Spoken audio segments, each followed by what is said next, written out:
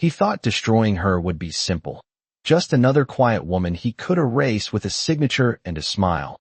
But the moment Emma Carter stepped into Judge William Hawthorne's courtroom, something invisible shifted in the air, something no one could quite explain, yet everyone could feel. The polished marble floors reflected the harsh courtroom lights, casting long shadows across rows of silent spectators who had already decided her fate before a single word was spoken, because to them she was ordinary, forgettable, just a schoolteacher in a modest gray cardigan standing alone against a man whose name carried weight across the entire county.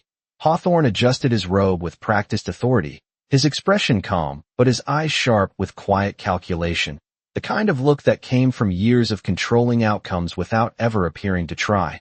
And as he glanced down at the file in front of him, a faint smirk tugged at the corner of his mouth, because everything about this case had been carefully arranged. Every detail positioned to make her look unprepared, unreliable, and ultimately guilty of something she didn't even realize she was being accused of. Emma stood still at the defense table, her hands resting lightly against the wood, her posture composed in a way that didn't match the whispers surrounding her, whispers that carried doubt, judgment, and quiet amusement. Because people like her didn't stand in rooms like this unless they were about to lose something. The clerk called the session to order, the sharp echo of the gavel cutting through the tension like a signal that whatever was about to happen had already begun long before she walked through those doors.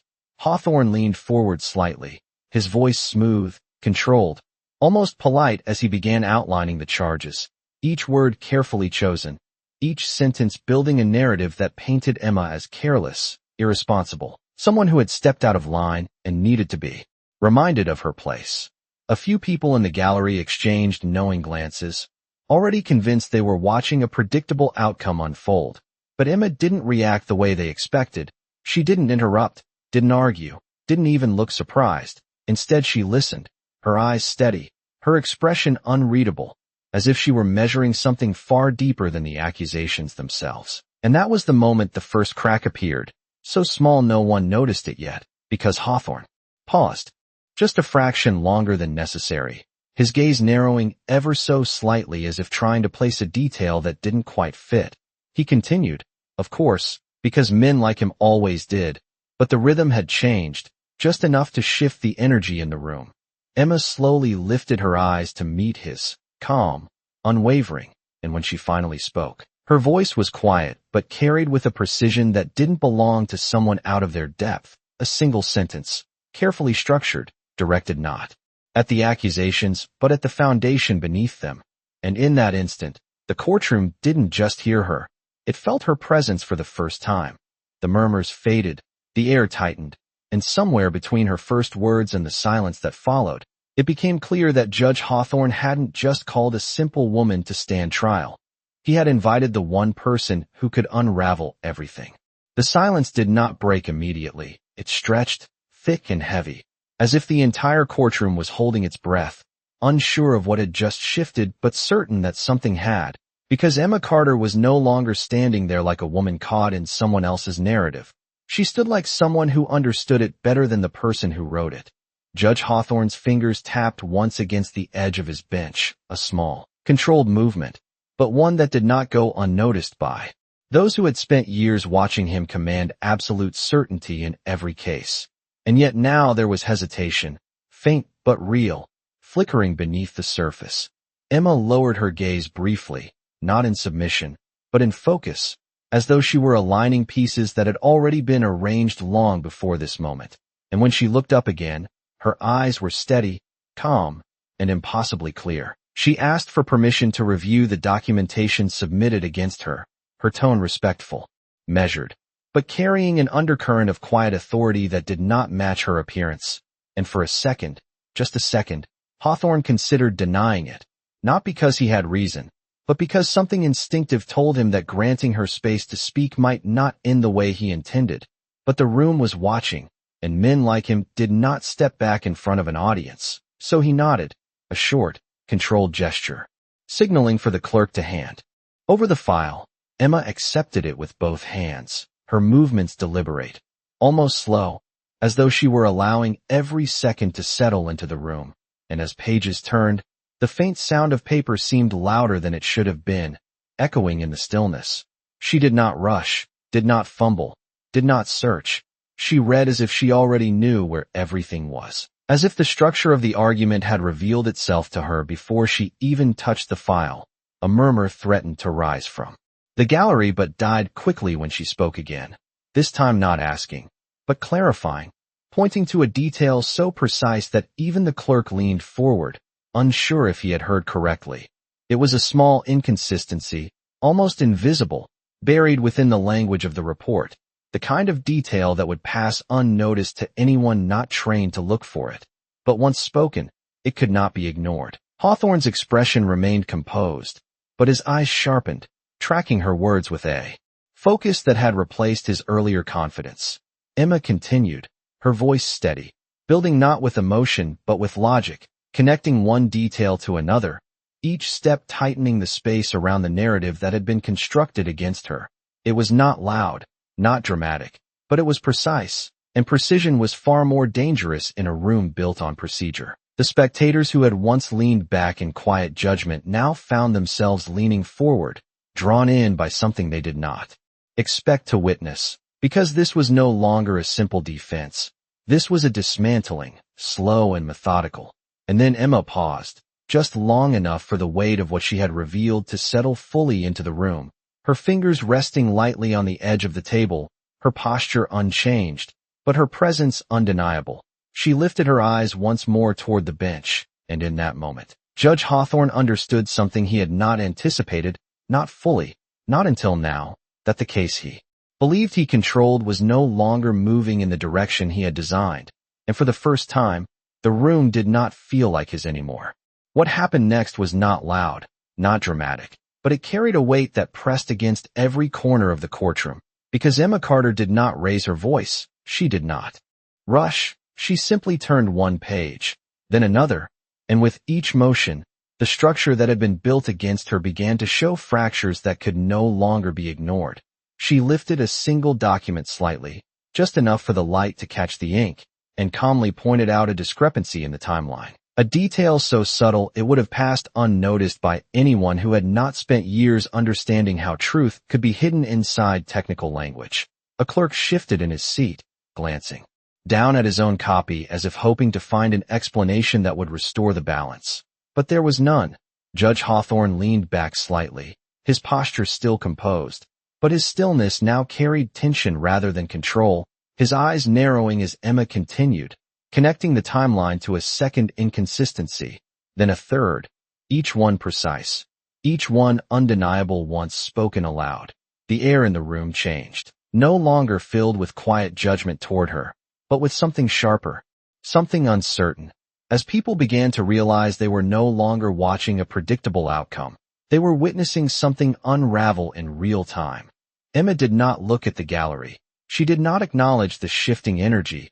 Her focus remained fixed, her voice steady, as she carefully explained how the sequence of events presented against her could not logically exist without violating the court's own procedural standards. And that was the moment a faint ripple moved through the spectators, not loud enough to disrupt the order, but strong enough to signal that the narrative had broken.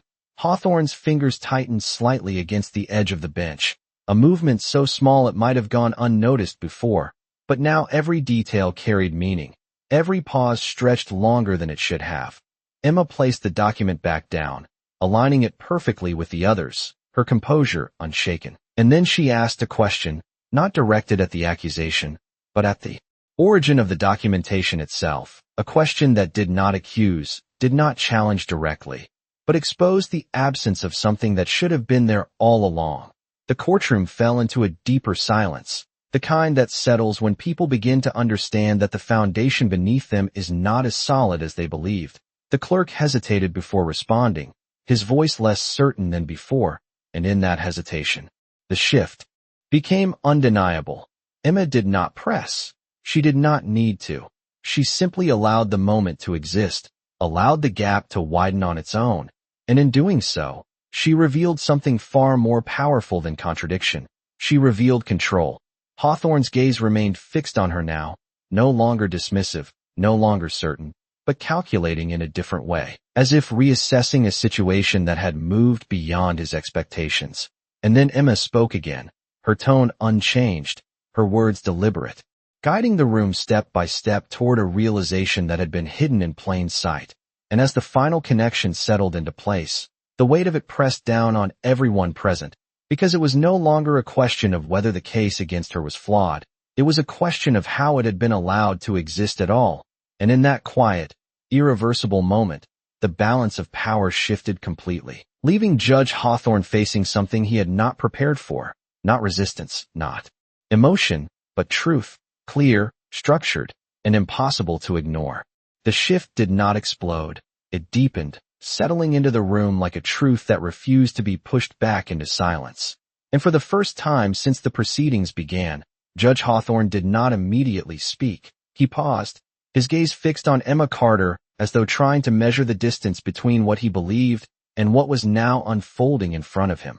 The authority that once filled his voice was still there, but it no longer carried the same certainty, and when he finally responded, his tone was controlled, almost careful, as he attempted to redirect the focus, emphasizing procedural boundaries, reminding the room of structure, of order, of the system that had always worked in his favor. But Emma did not interrupt. She allowed him to speak, allowed the words to settle, and when he finished, she nodded slightly, acknowledging not his authority, but the framework he had just reinforced. Because that framework was exactly where the next fracture would appear, she stepped forward just enough to close the distance between herself and the table, her movements calm, deliberate, as if every step had already been calculated long before she entered the courtroom. Then she asked to clarify the origin of the evidence once more, not with accusation, but with precision, guiding the attention back to the point that had already begun to unravel. The clerk hesitated again, longer this time, flipping through pages that no longer aligned the way they should have, and the faint sound of paper carried a tension that echoed across the silent room. A spectator shifted in their seat, another leaned forward, and the collective focus narrowed, drawn toward the growing gap that no one could ignore anymore.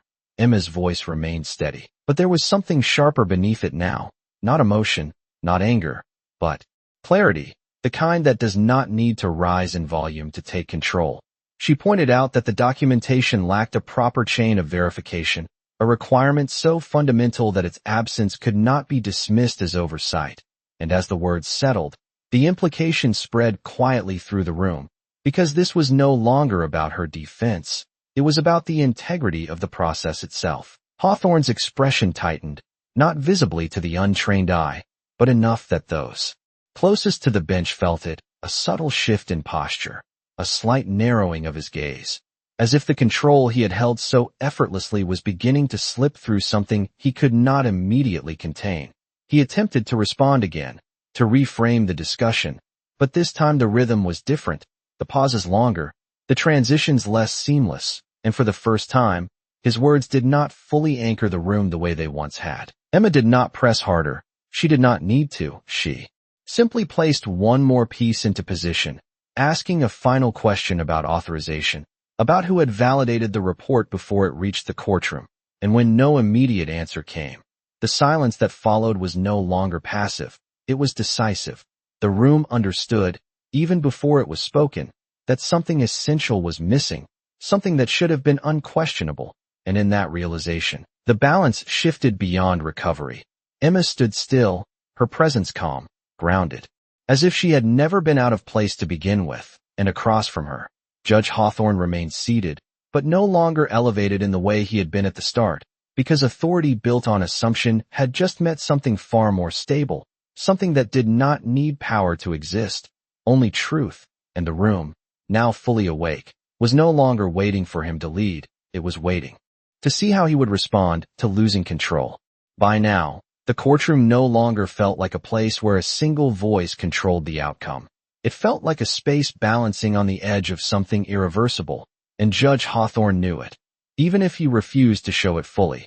His posture remained upright, his expression carefully neutral, but the stillness around him had changed. It was no longer the stillness of authority, it was the stillness of calculation, the kind that comes when control is no longer guaranteed. Emma Carter did not move immediately. She allowed the silence to stretch just long enough for its weight to settle into every corner of the room. And then, without raising her voice, she continued, not with argument, but with clarity, guiding the court step by step into the space where the truth had already begun to surface. She requested that the submission records be reviewed, specifically the timestamp and authorization trail. Details that seemed procedural on the surface, but in reality formed the backbone of the entire case. The clerk hesitated again, longer this time, flipping through pages that no longer aligned the way they should have, his fingers slowing as uncertainty replaced routine, and the faint rustle of paper sounded louder than before, echoing against the quiet tension. A member of the gallery leaned forward, another shifted in their seat, and the collective attention tightened, drawn toward the growing realization that what was missing could not simply be explained away. Hawthorne spoke, attempting to restore order, his voice firm but no longer effortless, emphasizing that minor inconsistencies did not invalidate the broader context. But even as he said it, the words felt less anchored, as though they were no longer enough to hold the narrative together. Emma listened, her expression unchanged, her eyes steady, and when he finished, she nodded once, not in agreement, but in acknowledgement of the point he had tried to make, because she already knew where it would lead. She responded with a single observation, precise and undeniable, that without a verified authorization trail, the documentation could not legally establish credibility. And as those words settled into the room, the shift became absolute. The gallery fell completely silent, not the passive silence of earlier, but a focused, conscious silence. The kind that forms when people realize they are witnessing something they cannot ignore. The clerk stopped turning pages altogether, his hands resting still on the file, as though any further movement would only confirm what was already clear. Hawthorne's gaze remained fixed on Emma now, no longer dismissive, no longer certain, but searching, measuring, as if trying to find a way to regain ground that had already slipped away. He opened his mouth to respond, then paused, just briefly, but long enough for everyone to notice. And in that pause, the illusion of control fractured completely. Emma did not press forward. She did not need to. She simply stood there, composed, grounded, allowing the weight of what had been revealed to speak for itself. And in that moment, the courtroom understood something that could not be undone, that this was no longer a matter of defending herself against a flawed accusation. It was the exposure of a system failure that reached far beyond her. And as the silence deepened, one truth became impossible to ignore. The case had not just weakened, it had collapsed. And for the first time, Judge Hawthorne was no longer the one shaping the outcome. He was the one standing inside it. The realization did not arrive with noise. It settled slowly, pressing into every observer like a weight that could not be lifted. And for the first time since the session began, no one in the courtroom was looking at Emma Carter as if she were out of place. They were looking at her as if she had been the only one who understood what was happening from the very beginning. Judge Hawthorne remained still, but his stillness no longer carried authority. It carried tension, the kind that builds when every option begins to narrow at once. His gaze moved briefly toward the clerk, then back to the documents, as though searching for something that could restore the structure that had just unraveled. But the absence Emma had revealed could not be filled by explanation alone. She did not step forward, did not raise her voice.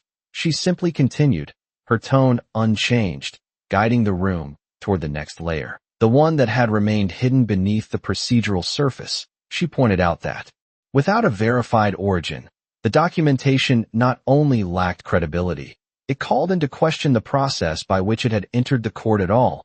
And as those words settled, the implications spread wider than before, reaching beyond her case into the integrity of the system itself. A quiet shift moved through the gallery, subtle but undeniable, as people began to understand that this was no longer about a single accusation. It was about accountability. Hawthorne attempted to regain control, his voice firm, reminding the room that procedural matters could be addressed separately, that the current focus should remain on the charges presented. But the effort landed differently now, because the foundation of those charges had already been exposed as unstable. Emma listened without interruption, her posture steady, her presence calm, and when he finished, She responded with a level of precision that left no room for deflection, explaining that a case built on unverified documentation could not proceed without first addressing the legitimacy of its own existence. And in that moment, the logic was no longer something that could be redirected. It was something that demanded resolution. The clerk shifted. Again, his hands moving slowly over the file, as if hoping to find something that would contradict her statement. But the pages offered nothing new, only the same absence she had already illuminated. The silence deepened, no longer uncertain, but deliberate, as if the entire room had collectively stepped into a space where the outcome was no longer controlled by authority alone.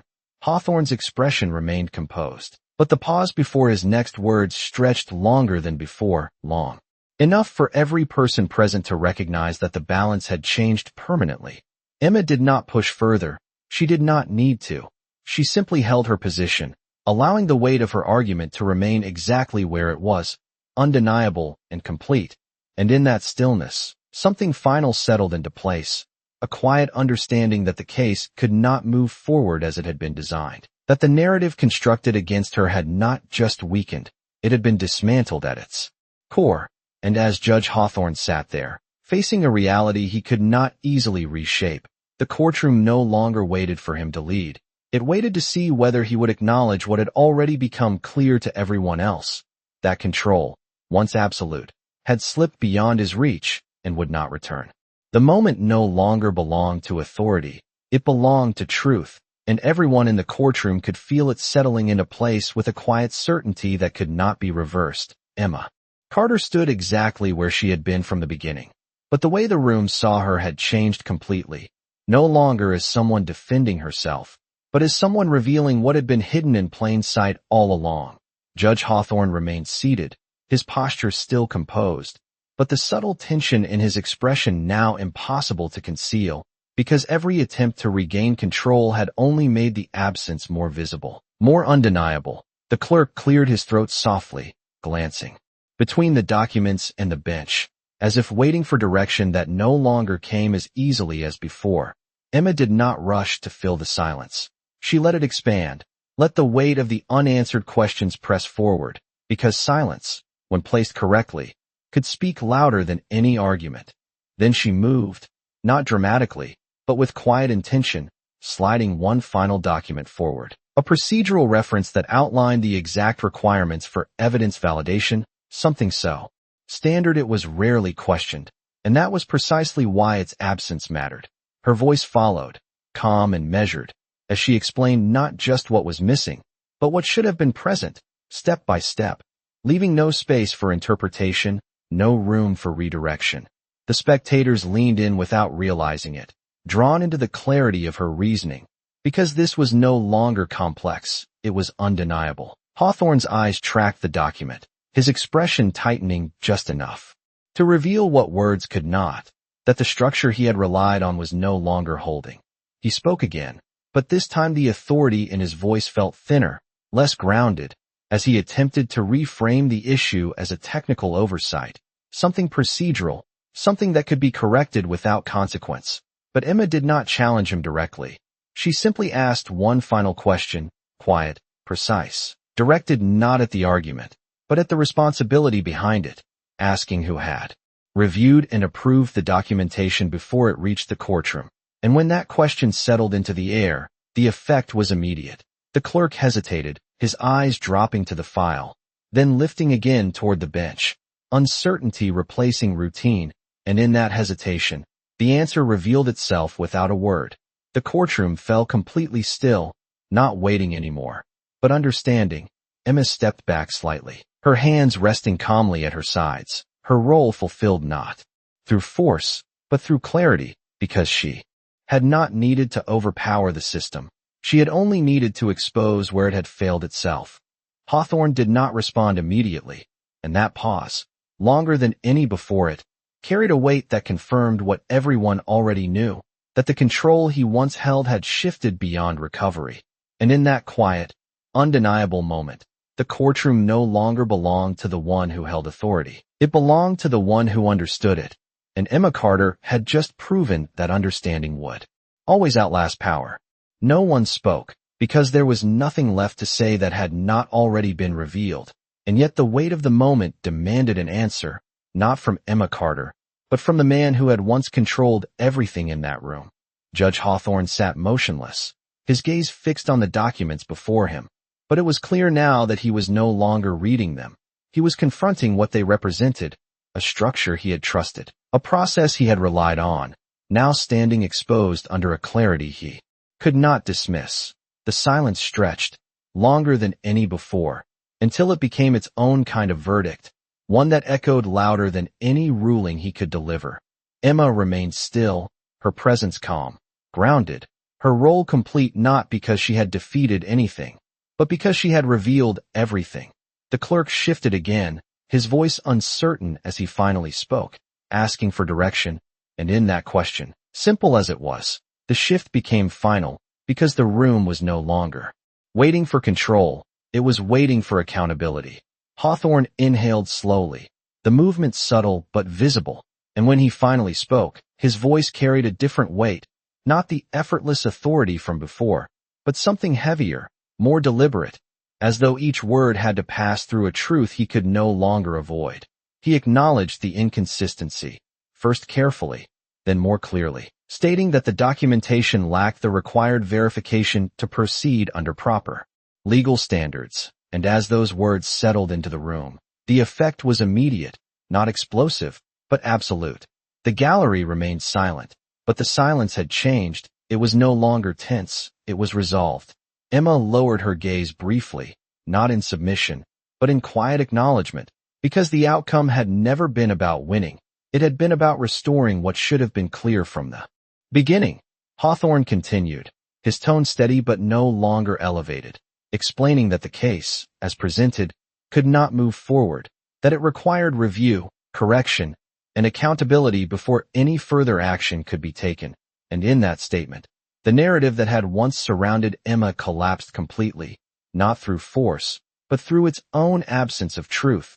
A faint murmur moved through the courtroom, quickly fading, as if even the spectators understood that this moment did not belong to reaction, it belonged to recognition.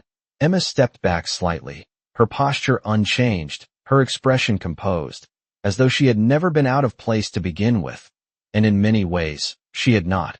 Hawthorne's gaze lifted toward her one final time, not with dismissal, not with control, but with something closer to understanding, a realization that what he had faced was not opposition, but clarity, and that clarity had rewritten the outcome in a way he could not reverse.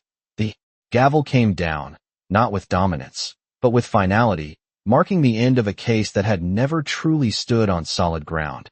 And as the sound echoed across the room, it carried a message far beyond the proceedings themselves, that authority may shape the stage, but truth determines what remains when the performance ends. And on that day, in that courtroom, the difference had never been clearer. The courtroom did not erupt, it did not celebrate, it simply breathed again, as if a pressure that had been building long before Emma Carter ever stepped inside had finally been released, and one by one, people began to move, slowly at first, then with quiet certainty, gathering their things, exchanging glances that carried more meaning than words ever could, because what they had witnessed was not just a case dismissed. It was a moment where something deeper had been restored. Emma remained where she was for a second longer, her hand resting lightly against the table, her eyes lowered not in defeat, but in reflection, as if acknowledging the weight of what had just unfolded, and then she straightened, calm, composed, exactly as she had been from the beginning, but now seen differently by everyone around her. The clerk avoided her gaze as he organized the remaining documents, his movements careful, deliberate, as though aware that every detail now mattered in a way it had not before. Across the room, a few spectators lingered, watching her with a mixture of curiosity and quiet respect, the kind that is not given easily, but earned in moments that cannot be faked. Judge Hawthorne remained seated for a moment longer than necessary, his hands resting on the bench, his posture unchanged, yet something in his expression had shifted permanently, not broken, not defeated, but altered, as if the certainty he once carried had been replaced with something heavier, something that required thought rather than assumption. When he finally stood, It was not with the same commanding presence as before, but with a measured composure that suggested awareness, the kind that comes only after facing something that cannot be ignored. Emma turned to leave, her steps steady, unhurried, the soft sound of her shoes against the polished floor echoing briefly before fading into the background. And as she passed through the doors, no one stopped her. No one questioned her, because there was nothing left to question. Outside, the afternoon light stretched across the steps of the courthouse, warm and steady, contrasting the tension that had filled the room moments before, and Emma paused for just a second, lifting her gaze toward the open space ahead, as if grounding herself in something beyond the walls she had just walked out of. There were no cameras, no applause, no dramatic recognition. Only the quiet understanding that what had happened inside would not be forgotten by those who had seen it. Behind her, the doors closed softly, separating the world inside from the world outside. But the shift that had occurred did not remain contained. It lingered, carried in the thoughts of everyone who had been present, reshaping how they would see the next case, the next person, the next quiet figure standing alone against something larger. Emma continued down the steps, her figure blending into the rhythm of the day, unremarkable at a glance, yet impossible to overlook once understood. And somewhere behind her, in a courtroom that had just learned a difficult lesson, the silence that followed was no longer empty. It was filled with something lasting, because on that day, it was not power that defined the outcome. It was clarity, and clarity, once revealed, does not disappear. It remains, quietly, persistently, reminding everyone who witnessed it that dignity does not need to be announced. It only needs to be recognized.